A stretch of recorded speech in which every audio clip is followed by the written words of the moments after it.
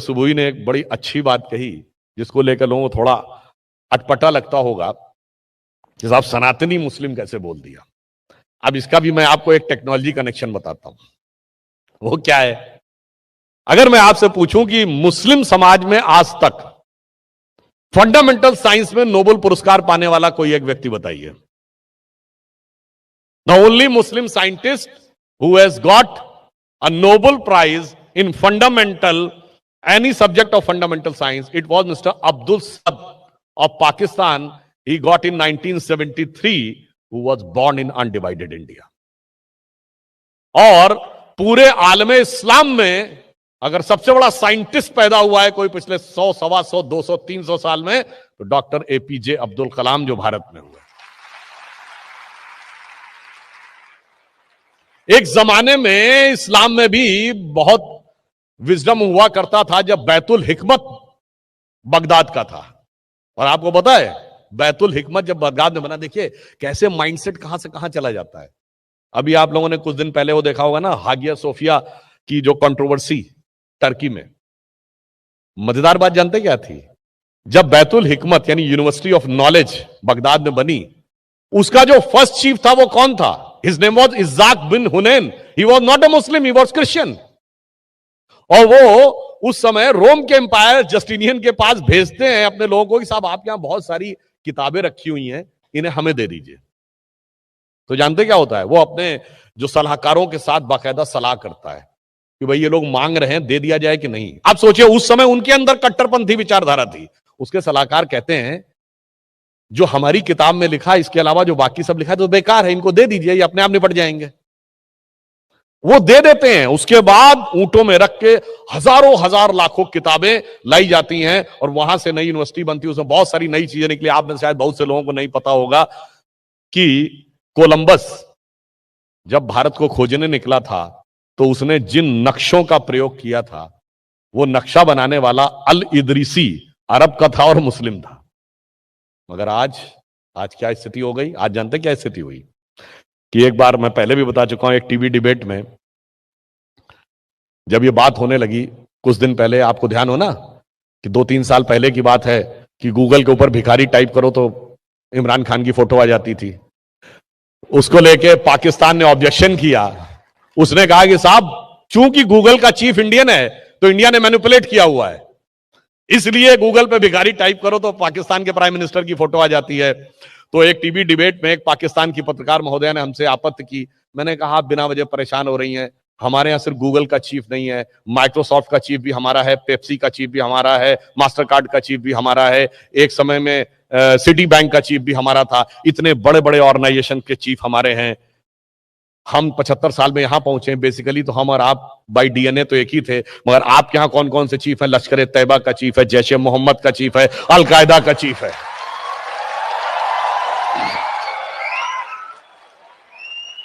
भाई दोनों फंडामेंटली एक थे, कहां से कहां पहुंच गए। इसीलिए मैं कह रहा हूं। अब मजे की बात आपको बताता हूं। अब्दुल समद जिनको की पहला पुरस्कार मिला, उनको बाकायदा पाकिस्तान की पार्लियामेंट ने एक एक्ट पारित करके, क्योंकि वो अहमदिया सेक्ट के थे, उनको गैर मुस्लिम घोषित कर दिया। मतलब इससे ज्यादा मजेदार बात नहीं हो सकती कि अगर रोज हो के आपको एक कोई साइंटिस्ट मिल गया वो बाहर। डॉक्टर कलाम को जब हम लोगों ने 2002 में राष्ट्रपति बनाया तो आज की सो कॉल्ड सेकुलर ब्रिगेड ने डॉक्टर कलाम का बहिष्कार कर दिया। अब मैं विनम्रता से पूछना चाहता हूं, मैं पहले भी ये बात कई बार कह चुका हूं, मैं पूछ रहा हूं कि आज बुरहान वानी के नमाजे जनाजा में जाते हुए सेकुलर दिखते हैं, याकूब मेनन के नमाजे जनाजा में जाते हुए दिखते हैं, अफजल हम शर्मिंदा हैं के नारे लगाते हुए दिखते हैं। मैं पूछना चाहता हूं, एक नेता बताइए जो डॉक्टर एपीजे अब्दुल कलाम के नमाजे जनाजा में गया।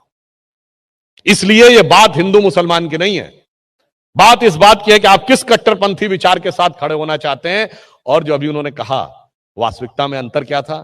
यह देश जब आजाद हुआ उसके बाद हम 26 जनवरी 1950 को जब पहला गणतंत्र दिवस था, आप में से शायद कुछ लोगों को पता हो, कुछ लोगों को नहीं पता हो, हमारा पहला चीफ गेस्ट जानते कौन था? इंडोनेशिया के तत्कालीन राष्ट्रपति अहमद सुकर्नो।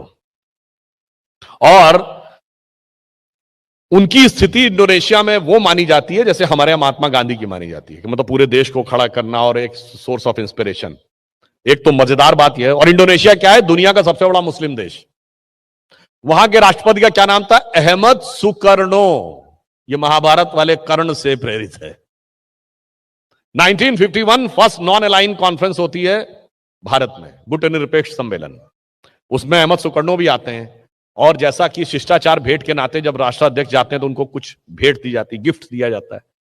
गिफ्ट जो दिया गया तो अहमद सुकर्णो ने कहा मुझे एक और गिफ्ट चाहिए। तो नेहरू जी ने कहा क्या गिफ्ट चाहिए, कहा 4 घड़े गंगा जल। कौन मांग रहा है, इंडोनेशिया का राष्ट्रपति।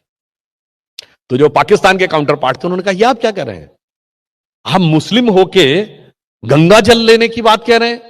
तो अहमद सुकर्णो कहते हैं by change of circumstances we might have change our way of worship but we can not change our forefathers. और झूठ का ऐसा साम्राज्य हमारे दिमागों में बैठा दिया जाता है। इसलिए मैं कहना चाहता हूं, जो उन्होंने कहा ना कि अब देखिए झूठ का कैसा साम्राज्य। अभी यहां पे हिजाब की कंट्रोवर्सी हुई। अब मैं आपको 4 मुस्लिम प्रधानमंत्रियों के नाम बताते हैं, महिला प्रधानमंत्री जो मुस्लिम देशों की हुई। आप किसी की हिजाब में फोटो देखो तो बताइए। ये बेनजीर भुट्टो बगल में देखिए, कभी हिजाब में फोटो देखे थे? बेगम खालिदा जिया, शेख हसीना, हिजाब में फोटो देखे हैं कहीं? इटली की प्राइम मिनिस्टर रही हैं तांसु सिलर, और इंडोनेशिया की प्रधानमंत्री रही हैं मेघावती सुकार्णो पुत्री। देखिए मजेदार बात देखिए, मुस्लिम है, नाम क्या है, मेघावती सुकार्णो पुत्री। और मोहम्मद साहब की डायरेक्ट डिसेंडेंसी में सिर्फ एक ही परिवार है, शाह हुसैन ऑफ जॉर्डन। मोहम्मद साहब के परिवार को अहले बैत कहते हैं। सबसे मुकद्दस मुकाम उनका इस्लाम में माना जाता है। शाह हुसैन ऑफ जॉर्डन की 4 बीवियां हैं, एक की भी आप हिजाब में फोटो नहीं दिखा सकते। मगर उसके बावजूद भारत में उसको मुद्दा बनाना है। मुद्दा बनाना किस लिए है कि लड़ाई लगवानी है, टकराहट करवाना है। टीबी डिबेट में हम लोग थे, जैसे आज हमको इनको सुबह को सुनने का मौका मिला तो बहुत अच्छा लगा। टीबी डिबेट में तो 1-1.5 मिनट बोलना होता, उसमें भी चिल्ला चिल्ली होने लगती कई बार, तो विषय अलग हो जाता है।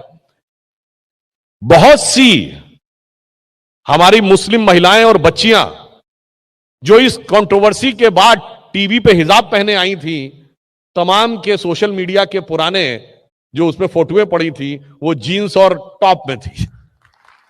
बहुतों ने अपने सोशल मीडिया अकाउंट डिलीट कर दिए। इसका अर्थ यह हो गया कि कहीं ना कहीं यह मुद्दा क्रिएट किया गया आपस में, आपको टकराहट क्रिएट करने के लिए। इसलिए मैं कहना चाहूंगा एक बात और, जो उन्होंने एक सनातनी मुस्लिम जैसा वर्ड यूज किया। आज पूरी दुनिया में जो कॉन्फ्लिक्ट है वो किस बात का है? पूरी दुनिया में कॉन्फ्लिक्ट सिर्फ ये नहीं है, कोई भारत में ये वाला कॉन्फ्लिक्ट नहीं है कि हिंदू मुसलमान का कॉन्फ्लिक्ट है। अगर मैं आपसे पूछूं कि इस दुनिया में एक देश बताइए जिसपे इस्लाम के सारे फिरके पाए जाते हो, वो 56 के 56 मुस्लिम देशों में से एक भी नहीं है, वो सिर्फ भारत है। सूफीज्म इतना बड़ा एक केंद्र है इस्लाम का। कहा जाता था सबसे बड़ा सूफीज्म का सेंटर क्या था? कश्मीर। सूफीज्म के 4 सिलसिले हैं, नक्शबंदी, सोहरावर्दी, चिश्ती और कादरी। मैं चुनौती से पूछता हूं 4 में से एक का सेंटर बता दें आज कश्मीर में, फिनिश। यह बताइए, विवादित ढांचा को गिरने, यानी जिसको तथा कथित बाबरी मस्जिद कहते हैं, तो उसका तो हल्ला बहुत सुनाई पड़ता है। इस देश में एक मजार जला दी गई, उसका किसी ने उल्लेख किया? डिस्ट्रॉय कर दी गई चरारे शरीफ। वो सूफीज्म का प्रतीक थी। किसने किया? मस्तगुल ने। पाकिस्तान स्पॉन्सर्ड था। किसने किया?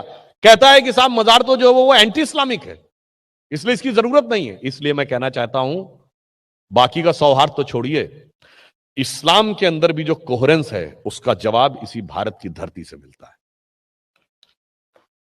और इसीलिए मार्क टली जो बहुत बड़े पत्रकार हैं, हो सकता है विनोद जी को तो कभी उनसे बातचीत करने और मिलने का भी अवसर मिला हो, उन्होंने 2019 में एक किताब लिखी। उन्होंने कहा Muslims in India are the luckiest, और उसका उन्होंने रीजन ये दिया कि वो दिल्ली में रहे लगभग 26-27 साल। उन्होंने कहा मैं 3 दशक दिल्ली में रहा, निजामुद्दीन एरिया में। जहां सड़क के एक तरफ हजरत निजामुद्दीन औलिया की दरगाह थी और दूसरी तरफ तबलीगी जमात का ऑफिस था। उन्होंने कहा दुनिया में कोई मुस्लिम देश होता तो 3 दशक तक के साथ नहीं रह सकते थे, एक ने दूसरे को डिस्ट्रॉय कर ही दिया होता।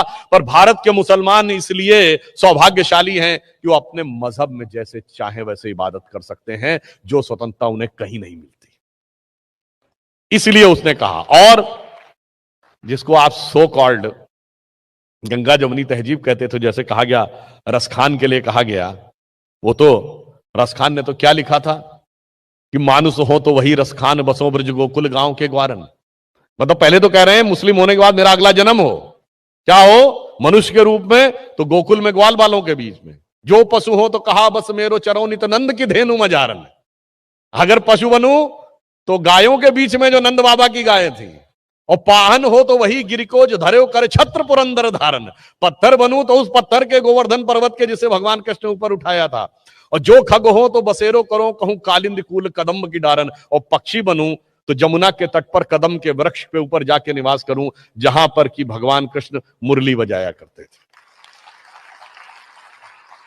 और इतना ही नहीं, देखिए वो वेद पे क्या आस्था व्यक्त कर रहे हैं।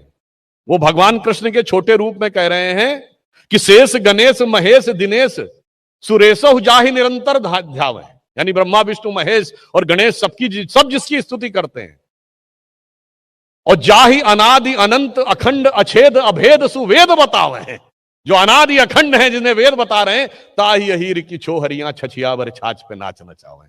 आप सोचिए, कोई कल्पना। और आपको मजेदार बात पता है, यह माना जाता है कि सैयद इब्राहिम रसखान का जन्म काबुल में हुआ था। आज काबुल कहां है, क्या स्थिति है काबुल में। इसलिए मैं कह रहा हूं, भारत और भारतीयता में वो शक्ति है, वो क्षमता है कि सबकी श्रेष्ठतम गुण यहीं से आके निकलते हैं।